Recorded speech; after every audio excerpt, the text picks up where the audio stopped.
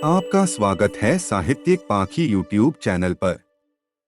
लीजिए सुनिए श्री फणीश्वर नाथ रेणु द्वारा रचित उपन्यास मैला आंचल का प्रथम भाग। गांव में यह खबर तुरंत बिजली की तरह फैल गई। मलेट्री ने बहरा वेथरू को गिरफ्त कर लिया है और लोबिन लाल के कुएं से बाल्टी खोलकर ले गए हैं। यद्यपि 1942 के जन आंदोलन के समय इस गांव में न तो फौजियों का कोई उत्पात हुआ था और न आंदोलन की लहर ही इस गांव तक पहुंच पाई थी, किंतु जिले भर की घटनाओं की खबर अफवाहों के रूप में यहां तक जरूर पहुंची थी। मोगलाही स्टेशन पर गोरा सिपाही एक मोदी की बेटी को उठाकर ले गए। इसी को लेकर सिख और गोरे सिपाहियों में लड़ाई हो गई, गोली चल गई। ढोल बाजा में पूरे गांव को घेरकर आग लगा दी गई। एक बच्चा भी बचकर नहीं निकल सका। मुसहरू के ससुर ने अपनी आंखों से देखा था। ठीक आग में भूनी गई मछलियों की तरह लोगों की लाशें महीनों पड़ी रहीं। कौआ भी नहीं खा सकता था। मलेट्री का पहरा था। मुसहरू के ससुर का भतीजा फारबिस साहब का खानसामा है, वह झूठ बोलेगा? पूरे 4 साल के बाद अब इस गांव की बारी आई है। दुहाई माँ काली, दुहाई बाबा तरसिंह, यह सब गुअरटोली के बलिया की बदौलत हो रहा है। बिरंची दास ने हिम्मत से काम लिया। आंगन से निकलकर चारों ओर देखा और मालिक टोला की ओर दौड़ा। मालिक तहसीलदार विश्वनाथ प्रसाद भी सुनकर घबरा गए। लोबिन बाल्टी कहाँ से लाया था? जरूर चोरी की बाल्टी होगी। साले सब चोरी करेंगे और गांव को बदनाम करेंगे। मालिक टोले से यह खबर राजपूत टोली पहुंची। कायस्थ टोली के विश्वनाथ प्रसाद और ततमा टोली के बिरंची को मलेट्री के सिपाही पकड़कर ले गए हैं। ठाकुर रामकृपाल सिंह बोले, इस बार तहसीलदारी का मजा निकलेगा। जरूर जमींदार का लगान वसूल कर खा गया है। अब बड़े घर की हवा खाएंगे बच्चू। यादव टोली के लोगों ने खबर सुनते ही बलिया उर्फ बालदेव को गिरफ्तार कर लिया। भागने न पाए, रस्सी से बांधी।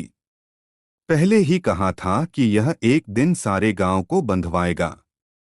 तहसीलदार विश्वनाथ प्रसाद 1 सेर घी, 5 सेर बासमती चावल और एक खस्सी लेकर डरते हुए मलेट्री वालों को डाली पहुंचाने चले। बिरंबी को साथ ले लिया।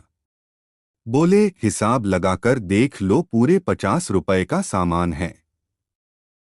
यह रुपया 1 हफ्ता के अंदर ही अपने टोले और लोबिन के टोले से वसूल कर जमा कर देना। तुम लोगों के चलते मलेट्री वाले कोठी के बगीचे में हैं। बगीचे के पास पहुंचकर विश्वनाथ प्रसाद ने जेब से पलिया टोपी निकालकर पहन ली और कालीधान की ओर मुंह करके माँ काली को प्रणाम किया। दुहाई माँ काली। बगीचे में पहुंचकर तहसीलदार साहब ने देखा 2 बैलगाड़ियां हैं, बैल घास खा रहे हैं। मलेट्री वाले जमीन पर कंबल बिछाकर बैठे हैं। मूढ़ी फाँक रहे हैं और बहरा वेथरू भी कंबल पर ही बैठकर मूढ़ी फाँक रहा है। सलाम हुजूर। बिरंची ने सामान सिर से नीचे उतारकर झुककर सलाम किया। सलाम सरकार। बकरा भी मेमिया उठा। आरे, यह क्या है? आप कौन हैं? एक मोटे साहब ने पूछा। हुजूर, ताबेदार राजा पारबंगा का तहसीलदार है, मीनापुर सर्किल का। ओह, आप तहसीलदार है? ठीक बात। हम लोग डिस्ट्रिक्ट बोर्ड का आदमी है। यहाँ पर एक मलेरिया सेंटर बनेगा। ऊपर से हुक्म आया है, यहीं बागान का जमीन में। मार्टिन साहब डिस्ट्रिक्ट बोर्ड को यह जमीन बहुत पहले दे दिया। तहसीलदार साहब फिर एक बार सलाम करके बैठ गए। बिरंची हाथ जोड़े खड़ा रहा। राजपूत टोली के राम कृपाल सिंह जब कोठी के बगीचे में पहुंचे तो उन्होंने देखा कि बगीचे के पश्चिम वाली जमीन की पैमाइश हो रही है। कुछ लोग जरीब की कड़ी खींच रहे हैं। टोपा वाले एक साहब तहसीलदार साहब से हंस-हंसकर बातचीत कर रहे हैं और अंत में यादव टोली के लोग बालदेव के हाथ और कमर में रस्सी बांधकर हो हल्ला मचाते हुए आए। उसकी कमर में बंधी हुई रस्सी को सभी पकड़े हुए हैं।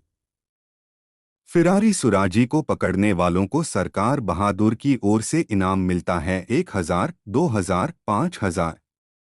लेकिन साहब तो देखते ही गुस्सा हो गए, क्या बात है? इसको क्यों बांध कर लाया है? इसने क्या किया है हुजूर? यह सुराजी बालदेव गोप है। 2 साल जेहल खटकर आया है, इस गांव का नहीं, चन्ननपट्टी का है। यहां मौसी के यहां आया है।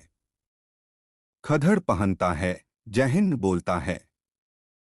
तो इसको बांधा है काहे? अरे बालदेव साहब के किरानी ने बालदेव को पहचान लिया। अरे यह तो बालदेव है। सर यह रामकृष्ण कांग्रेस आश्रम का कार्यकर्ता है, बड़ा बहादुर है। यादवों के बंधन से मुक्ति पाकर बालदेव ने साहब और किरानी को बारी बारी से जय हिंद किया। साहब ने हंसते हुए कहा, आपका गांव में मलेरिया सेंटर खुल रहा है। खूब बड़ा डॉक्टर आ रहा है। डिस्ट्रिक्ट बोर्ड का तरफ से मकान बनेगा। लेकिन बाकी काम तो आप लोगों की मदद से ही होगा। तहसीलदार साहब ने जमींदार खाते और नक्शे को तजवीज़ करके कहा, हुजूर जमीन 1 एकड़ 10 डिसमिल है। ठाकुर रामकृपाल सिंह को अब तक साहब को सलाम करने का भी मौका नहीं मिला था। विश्वनाथ प्रसाद ने बाजी मार ली। जिंदगी में पहली बार सिंघजी को अपनी निरक्षरता पर ग्लानि हुई। सचमुच विद्या की महिमा बड़ी है। लेकिन भगवान ने शरीर दिया है, उच्च जाति में जन्म दिया है। इसी के बल पर बहुत बाबू बबुआन, हाकिम हुक्काम और अमला फैला से हेलमेल हुआ, जान पहचान हुई। मौका पाते ही सलाम करके जोर से बोले, जय हो सरकार की। हुजूर पब्लिक को भलाई के वास्ते इतना दूर से कष्ट उठाकर आया है और हम लोग हुजूर का कोई सेवा नहीं कर सके। गुसाई जी रामायण में कहिन हैं, धन्य भाग प्रभु दर्शन दीन्हा। हुजूर सेवक का नाम रामकृपाल सिंह वल्द गरीब नेवाज सिंह, मोतफा जात राजपूत, मोकाम गढ़बुंदेल राजपुताना, हाल मोकाम मेरी गंजा सिंह जी। हमारा कोई सेवा नहीं चाहिए। सेवा के वास्ते मलेरिया सेंटर खुल रहा है, इसी में मदद कीजिए सब मिलकर, यही सबसे बड़ा सेवा है। साहब हंसते हुए बोले। यादव टोली के लोग एक एक कर नजर बचाकर 9-2-11 हो चुके थे। उन्हें डर था कि बालदेव को बांधकर लाने वालों का साहब चालान करेंगे। साहब ने चलते समय कहा, 7 दिन के अंदर ही डिस्ट्रिक्ट बोर्ड का मिस्त्री लोग आवेगा। आप लोग बांस, खड़, सुतली और दूसरा दरकारी वीज का इंतजाम कर देगा। तहसीलदार साहब आप हैं, बालदेव प्रसाद तो देश का सेवक ही हैं और सिंह जी हैं।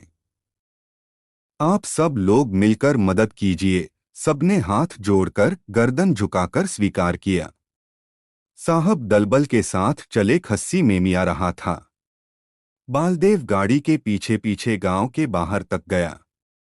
बालदेव ने लौटकर लोगों से कहा, डिस्ट्रीबोर्ड के बंगाली ऑफिसर बाबू थे प्रफुल्लो बनर्जी और उनका किरानी जीतन बाबू पहले कांग्रेस ऑफिस के किरानी थे। पूर्णिया जिले में ऐसे बहुत से गांव और कस्बे हैं जो आज भी अपने नामों पर नील्हे साहबों का बोझ ढो रहे हैं। वीरान जंगलों और मैदानों में नील कोठी के खंडहर राही बटोहियों को आज भी नीलयुग की भूली हुई कहानियां याद दिला देते हैं। गौना करके नई दुल्हन के साथ घर लौटता हुआ नौजवान अपने गाड़ीवान से कहता है, जरा यहाँ गाड़ी धीरे धीरे हाँकना, कन्या साहेब की कोठी देखेगी। यही है मकै साहब की कोठी। वहाँ है नील महीने का हौज। नई दुल्हन ओहार के पर्दे को हटाकर घूंघट को जरा पीछे खिसकाकर झांकती है। झरबेर के घने जंगलों के बीच ईंट पत्थरों का ढेर। कोठी कहाँ है? दुल्हन दूल्हे का चेहरा गर्व से भर जाता है। अर्थात हमारे गांव के पास साहेब की कोठी थी, यहाँ साहेब में रहते था। गंगा स्नान करके लौटते हुए तीर्थ यात्रियों की बैलगाड़ियां यहाँ कुछ देर रुक जाती हैं। गाड़ियों से युवतियां और बच्चे निकलकर डरते डरते खंडहरों के पास जाते हैं। बूढ़िया जंगलों में जंगली जड़ी बूटी खोजती हैं। ऐसा ही एक गांव है मेरी गंजा। रॉथहट स्टेशन से 7 कोस पूरब बूढ़ी कोशी को पार करके जाना होता है। बूढ़ी कोशी के किनारे किनारे बहुत दूर तक ताड़ और खजूर के पेड़ों से भरा हुआ जंगल है। इस अंचल के लोग इसे नवाबी तड़बन्ना कहते हैं। किस नवाब ने इस ताड़ के बन को लगाया था, कहना कठिन है, लेकिन वैशाख से लेकर आषाढ़ तक आसपास के हलवाड़े चरवाहे भी इस वन में नवाबी करते हैं। 3 आने लबनी ताड़ी, रोकसाला मोटर गाड़ी। अर्थात ताड़ी के नशे में आदमी मोटर गाड़ी को भी सस्ता समझता है। तड़बन्ना के बाद ही एक बड़ा मैदान है जो नेपाल की तराई से शुरू होकर गंगा जी के किनारे खत्म हुआ है। लाखों एकड़ जमीन, वंध्या धरती का विशाल अम्बला, इसमें दूब भी नहीं पनपती है। बीच बीच में बालूचर और कहीं कहीं बेर की झाड़ियां। कोस भर मैदान पार करने के बाद पूरब की ओर काला जंगल दिखाई पड़ता है। वही है मेरी गंज कोठी। आज से करीब 35 साल पहले, जिस दिन डब्ल्यू.जी. मार्टिन ने इस गांव में कोठी की नींव डाली, आसपास के गांवों में ढोल बजवाकर ऐलान कर दिया, आज से इस गांव का नाम हुआ मेरीगंज। मेरी मार्टिन की नई दुल्हन थी जो कलकत्ता में रहती थी। कहा जाता है कि एक बार एक किसान के मुंह से गलती से इस गांव का पुराना नाम निकल गया था। बस और जाता कहाँ है। साहब ने 50 कोड़े लगाए थे। मिनकरा इस गांव का पुराना नाम अब किसी को याद नहीं, अथवा आज भी नाम लेने में एक अज्ञात आशंका होती है। कौन जाने। गांव का नाम बदलकर रॉथहट स्टेशन से मेरीगंज तक डिस्ट्रिक्ट बोर्ड से सड़क बनवाकर और गांव में पोस्ट ऑफिस खुलवाने के बाद मार्टिन साहब अपनी नवविवाहिता में मेरी को लाने के लिए कलकत्ता गए। गांव की सबसे बूढ़ी भैरों की माँ यदि आज रहती तो सुना देती, आहा, परी की तरह थी साहेब की में, इंद्रासन की परी की तरह। लेकिन मार्टिन साहब का आयोजन अधूरा साबित हुआ। मेरीगंज पहुंचने के ठीक 1 सप्ताह बाद ही जब मेरी को जड़िया ने धर दबाया तो मार्टिन ने महसूस किया कि पोस्ट ऑफिस से पहले यहां एक डिस्पेंसरी खुलवाना जरूरी था। कुनैन की टिकिया से जब तीसरे दिन भी मेरी का बुखार नहीं उतरा तो मार्टिन ने अपने घोड़े को रॉथहट की ओर दौड़ाया। रॉथहट स्टेशन पहुंचने पर मालूम हुआ कि पूर्णिया जाने वाली गाड़ी 10 मिनट पहले चली गई थी। मार्टिन ने बगैर कुछ सोचे घोड़े को पूर्णिया की ओर मोड़ दिया। रॉथहट से पूर्णिया 12 कोस है। मेरीगंज में किसी से पूछिए, वह आपको मार्टिन के पंखराज घोड़े की यह कहानी विस्तार पूर्वक सुना देगा। जिस समय मार्टिन पुरैनिया के सिविल सर्जन के बंगले पर पहुंचा, पुरैनिया स्टेशन पर गाड़ी पहुंची भी नहीं थी। किंतु मार्टिन का पंखराज घोड़ा और सिविल सर्जन साहब की हवागाड़ी जब तक मेरीगंज पहुंचे, मेरी को मलेरिया निगल चुका था। ट्यूबवेल के पास गड्ढे में घुसकर घुंघराले रेशमी बालों वाले सिर पर कीचड़ थोपते थोपते मेरी मर गई थी। मेरी की लाश को दफनाने के बाद ही मार्टिन पूर्णिया गया। Civil surgeon, district magistrate, district board के चेयरमैन और हेल्थ ऑफिसर से मिला। एक छोटी सी डिस्पेंसरी की मंजूरी के लिए जमीन आसमान एक करता रहा। डिस्पेंसरी के लिए अपनी जमीन रजिस्ट्री कर दी। अधिकारियों ने आश्वासन दिलाया, अगले साल जरूर डिस्पेंसरी खुल जाएगी। ठीक इसी समय जर्मनी के वैज्ञानिकों ने एक चुटकी में नीलयुग का अंत कर दिया।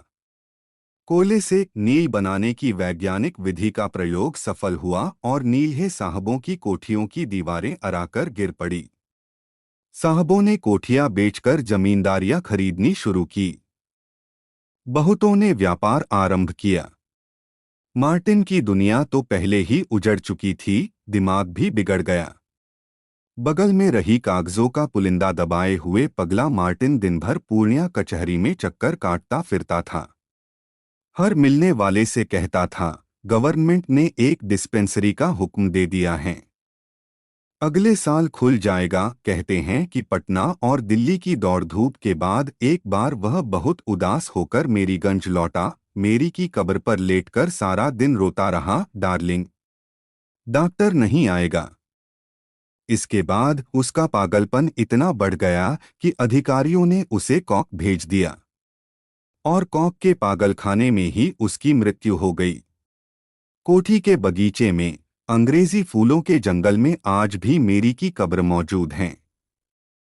कोठी की इमारत ढह गई है, नील के हौस टूट फूट गए हैं। पीपल, बबूल तथा अन्य जंगली पेड़ों का एक घना जंगल तैयार हो गया है। लोग उधर दिन में भी नहीं जाते। कलमी आम का बाग तहसीलदार साहब ने बंदोबस्त में ले लिया है, इसलिए आम का बाग साफ सुथरा है। किंतु कोठी के जंगल में तो दिन में भी सियार बोलता है। लोग उसे भुतहा जंगल कहते हैं। ततमाटोले का नंदलाल एक बार ईंट लाने गया, ईंट के हाथ लगाते ही खत्म हो गया था। जंगल से एक प्रेतनी निकली और नंदलाल को कोड़े से पीटने लगी। सांप के कोड़े से नंदलाल वहीं ढेर हो गया। बगुले की तरह उजली प्रेतनी। मेरीगंज एक बड़ा गांव है। 12 बरन के लोग रहते हैं। गांव के पूरब एक धारा है जिसे कमला नदी कहते हैं। बरसात में कमला भर जाती हैं। बाकी मौसम में बड़े बड़े गड्ढों में पानी जमा रहता है। मछलियों और कमल के फूलों से भरे हुए गड्ढे। पौष पूर्णिमा के दिन इन्हीं गड्ढों में कोशी स्नान के लिए सुबह से शाम तक भीड़ लगी रहती है। रौथहट स्टेशन से हलवाई और परचून की दुकानें आती हैं। कमला मैया के महात्म के बारे में रांची स्थित पागलखाना। गांव के लोग तरह तरह की कहानियां कहते हैं। गांव में किसी के यहाँ शादी ब्याह या श्राद्ध का भोज हो, गृहपति स्नान करके गले में कपड़े का खूंट डालकर कमला मैया को पान सुपारी से निमंत्रित करता था। इसके बाद पानी में हिलोरें उठने लगती थीं, ठीक जैसे नील के हौज में नील मथा जा रहा हो। फिर किनारे पर चांदी के थालों, कटोरों और गिलासों का ढेर लग जाता था। गृहपति सभी बर्तनों को मिनकर ले जाता था और भोज समाप्त होते ही कमला मैया को लौटा आता था। लेकिन सभी की नीयत एक जैसी नहीं होती। एक बार एक गृहपति ने कुछ थालियां और कटोरे चुरा रखे। बस उसी दिन से मैया ने बर्तनदान बंद कर दिया और उस गृहपति का तो वंश ही खत्म हो गया, एकदम निर्मूल। उस बिगड़ी नीयत वाले गृहपति के बारे में गांव में दो रायें हैं। राजपूत टोली के लोगों का कहना है वह कायस्थ टोली का गृहपति था। कायस्थ टोली वाले कहते हैं वह राजपूत था। राजपूतों और कायस्थों में पुश्तैनी मनमुटाव और झगड़े होते आए हैं। ब्राह्मणों की संख्या कम है, इसलिए वे हमेशा तीसरी शक्ति का कर्तव्य पूरा करते रहे हैं। अभी कुछ दिनों से यादवों के दल ने भी जोर पकड़ा है। जनेऊ लेने के बाद भी राजपूतों ने यदुवंशी क्षत्रिय को मान्यता नहीं दी। इसके विपरीत समय समय पर यदुवंशियों के क्षत्रित्व को वे व्यंग विद्रूप के बाणों से उभारते रहे। एक बार यदुवंशियों ने खुली चुनौती दे दी, बात तूल पकड़ने लगी थी। दोनों ओर से लोग लगे हुए थे। यदुवंशियों को कायस्थ टोली के मुखिया तहसीलदार विश्वनाथ प्रसाद मल्लिक ने विश्वास दिलाया, मामले मुकदमे की पूरी पैरवी करेंगे। जमींदारी कचहरी के वकील बसंतो बाबू कर रहे थे। यादवों को सरकार ने राजपूत मान लिया है, इसका मुकदमा तो धूमधाम से चलेगा। खुद वकील साहब कह रहे थे। राजपूतों को ब्राह्मण टोली के पंडितों ने समझाया, जब जब धर्म की हानि हुई है राजपूतों ने ही उनकी रक्षा की है। घोर कलिकाल उपस्थित हैं। राजपूत अपनी वीरता से धर्म को बचा लें, लेकिन बात बढ़ी नहीं। न जाने कैसे यह धर्मयुद्ध रुक गया। ब्राह्मण टोली के बूढ़े ज्योतिषी जी आज भी कहते हैं यह राजपूतों के चुप रहने का फल है कि आज चारों ओर हर जाति के लोग गले में जनेऊ लटकाए फिर रहे हैं। घूमफोड़ क्षत्रिय तो कभी नहीं सुना था। शिव हो, शिव हो। अब गांव में तीन प्रमुख दल हैं, कायस्थ, राजपूत और यादव। ब्राह्मण लोग अभी भी तृतीय शक्ति हैं। गांव के अन्य जाति के लोग भी सुविधानुसार इन्हीं तीनों दलों में बंटे हुए हैं। कायस्थ टोली के मुखिया विश्वनाथ प्रसाद मल्लिक राजपाचंगा के तहसीलदार हैं। तहसीलदारी उनके खानदान में 3 पुश्त से चली आ रही है। इसी के बल पर तहसीलदार साहब आज 1000 बीघे जमीन के एक बड़े काश्तकार हैं। कायस्थ टोली को गांव की अन्य जाति के लोग मालिक टोला कहते हैं। राजपूत टोली के लोग कहते हैं कैथ टोली। ठाकुर रामकृपाल सिंह राजपूत टोली के मुखिया हैं। इनके दादा महारानी चंपावती की स्टेट के सिपाही थे और विश्वनाथ प्रसाद के दादा तहसीलदारा कहते हैं कि जब महारानी चंपावती और राजपाचंगा में दीवानी मुकदमा चल रहा था तो विश्वनाथ प्रसाद के दादा राजपारबंगा स्टेट की ओर मिल गए थे। स्टेट वालों को महारानी के सारे गुप्त कागजात हाथ लग गए और महारानी मुकदमे में हार गई। काशी जाने से पहले महारानी ने रामकृपाल सिंह के नाम अपनी बची हुई 300 बीघे जमीन की लिखा पढ़ी कर दी थी। रामकृपाल सिंह कहते हैं कि उनके दादा ने महारानी को एक बार डकैतों के हाथ से अकेले ही बचाया था। इसी के इनाम में महारानी ने दानपत्र लिख दिया था। कायस्थ टोली के लोग राजपूत टोली को सिपिया टोली कहते हैं। यादवों का दल नया है। इनके मुखिया खेलावन यादव को 10 बरस पहले तक लोगों ने भैंस चराते देखा है। दूध घी की बिक्री से जमाए हुए पैसे ही बात जब चारों ओर बुरी तरह फैल गई तो खेलावन को बड़ी चिंता हुई। महीनों तहसीलदार के यहां दौड़ते रहे, सर्किल मैनेजर को डाली चढ़ाई, सिपाहियों को दूध घी पिलाया और अंत में कमला के किनारे 50 बीघे जमीन की बंदोबस्ती हो सकी। अब तो 150 बीए की जोत है। बड़ा बेटा सकलदीप अर्रिया बैरगाछी में नाना के घर पर रहकर हाई स्कूल में पढ़ता है। खेतावन सिंह यादव को लोग नया मातबर कहते हैं, लेकिन यादव क्षत्रिय टोली को अब मोस्तोली कहने की हिम्मत कोई नहीं करता। यादव टोली में 12 मास शाम को अखाड़ा जमता है। 4 बजे दिन से ही शोभन मोवी ढोल पीटता रहता है, ठाक दिन्ना ढाक दिन्ना। ढोल के हर ताल पर यादवटोली के बूढ़े बच्चे जवान दंड बैठक और पहलवानी के पैंतरे सीखते हैं। सारे मेरीगंज में 10 आदमी पढ़े लिखे हैं। पढ़े लिखे का मतलब हुआ अपना दस्तखत करने से लेकर तहसीलदारी करने तक की पढ़ाई। नए पढ़ने वालों की संख्या है 15। गांव की मुख्य पैदावार है धान, पाट और खेसारी। रब्बी की फसल भी कभी कभी अच्छी हो जाती है।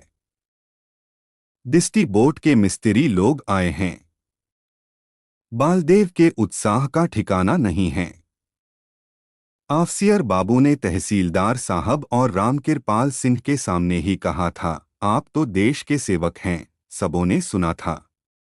दुनिया में धन क्या है? तहसीलदार साहब और सिंध जी के पास पैसा है, मगर जो इज्जत बालदेव की हैं, वे कहाँ पाएंगे? यादव टोली के लोगों ने बालदेव से उसी दिन माफी मांग ली थी। बालदेव भाई, हम लोग मूर्ख ठहरे और तुम ज्ञानी, हम कूप के बैग हैं। तुम तो बहुत देश विदेश घूमे हो, बड़े बड़े लोगों के साथ रहे हो, हमारा कसूर माफ कर दो। उसी दिन से खेलावन सिंह यादव बालदेव को अपने यहाँ रहने के लिए आग्रह कर मेंढका रहे हैं। जात का नाम, जात की इज्जत तो तुम ही लोगों के हाथ में है। तुम कोई पराये हो? तुम्हारी मौसी मेरी चाबी होगी। हम तुम भाई भाई ठहरे। खेलावन की डेरावाली खुद आकर बालदेव की बुढ़िया मौसी से कह गई, घर आंगन सब आपका ही है। जिस घर में एक बूढ़ी नहीं, उस घर का भी कोई ठिकाना रहता है। मैं अकेली क्या करूं, दूध घी देखूं कि गोबर मुहाल। बालदेव की बुढ़िया मौसी की दुनिया ही बदल गई। कल तक घर घर घूमकर कुटाई पिसाई करती फिरती थी और आज गांव की मालकिन आकर उसे सारे घर की मालकिन बना गई। मिस्त्री लोग आए हैं। बालदेव गांव के टोले में घूमता रहा। डिस्टी बोट से मिस्त्री जी लोग आए हैं। कल से काम शुरू हो जाना चाहिए। मलेरिया बुखार मच्छर काटने से होता है, मगर कुनैन खाने से। जितना भी मच्छर काटे कुछ नहीं होगा। तत्मा टोली तंत्रामा क्षत्रिय टोली में महगूदास के पूर के पास बालदेव की बातों को लोग बड़े अचरज से सुन रहे हैं। आंगन की औरतें भी घूंघट काढ़े टट्टी के पास खड़ी होकर सुन रही हैं। अब रात भर गोईठा जलाकर धुआं करने का झंझट नहीं, काटे जितना मच्छर। पोलिया टोली तंत्रामा छत्री टोली यदुवंशी छत्री टोली महलोत छत्री टोली कुर्म छत्री टोली अमात्य ब्राह्मण टोली धनुकधारी छत्री टोली कुशवाहा छत्री टोली और रैदास टोली के लोगों ने वचन दिया, 7 दिन तक कोई काम नहीं करेंगे। मालिक लोगों से कहिए हल फाल कोड़ कमान बंद रखें। करना ही क्या है? एक अस्पताल का घर, एक डाकदर बाबू का घर, एक भंसाघर और एक घर फालता। 7 दिनों में ही सब काम रैंट हो जाएगा। धनुकधारी टोली के तनुकलाल ने एक सवाल पैदा कर दिया, लेकिन हलफाल काम काज बंद करने से मालिक लोग मजूरी तो नहीं देंगे। 1-2 दिन की बात रहे तो किसी तरह खेपा भी जा सकता है। 7 दिन तक बिना मजूरी के, यह जरा मुश्किल मालूम होता है। तत्मा और दुसाध टोली के लोगों की बात जाने दीजिए। उनकी औरतें हैं। सुबह से दोपहरिया तक कमला में कादो पानी हिड़कर 1-2 सेर मैवी मछली निकाल लाएंगी। 4 सेर धान का हिस्सा लग जाएगा। बाबू लोगों के पुआल के टालों के पास धरती खरोंचकर चूहे के मादों को कोड़कर भी कुछ धान जमा कर लेंगी। नहीं तो कोठी के जंगल से खमर आलू उखाड़ लाएंगी।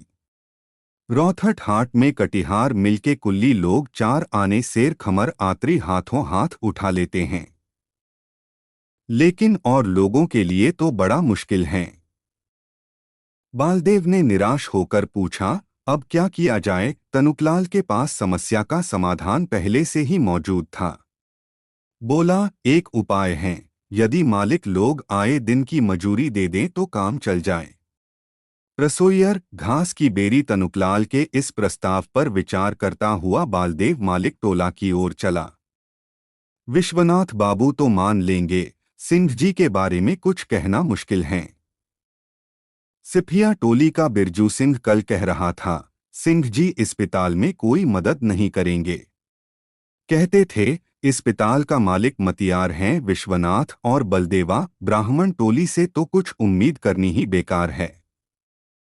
जिस दिन से अस्पताल होने की बात उन लोगों ने सुनी है, दिन रात डॉक्टर और अंग्रेजी दवा के खिलाफ तरह तरह की कहानियां सुनाते फिर रहे हैं। जोतखी जी का विश्वास है कि डॉक्टर लोग ही रोग फैलाते हैं, सुई भोंककर देह में जहर दे देते हैं। आदमी हमेशा के लिए कमजोर हो जाता है, हैजा के समय कूपों में दवा डाल देते हैं। गांव का गांव हैजा से समाप्त हो जाता है। काला बुखार का नाम पहले लोगों ने कभी सुना था? पूरब मुलुक कामरू कमिच्छा हासाम से काला बुखार वालों का लहू शीशी में बंद करके यही लोग ले आए थे। आजकल घर घर काला बुखार फैल गया है। इसके अलावा बिलैती दवा में गाय का खून मिला रहता है। भगवान भगत की दुकान के पास ही विश्वनाथ बाबू से भेंट हो गई। तनुकलाल के प्रस्ताव को सुनते ही विश्वनाथ बाबू चिढ़ गए। धानुक टोली का तनुकलाल अपने को बड़ा काबिल समझता है। हर बात में वह एक न एक लेकिन जरूर लगाएगा।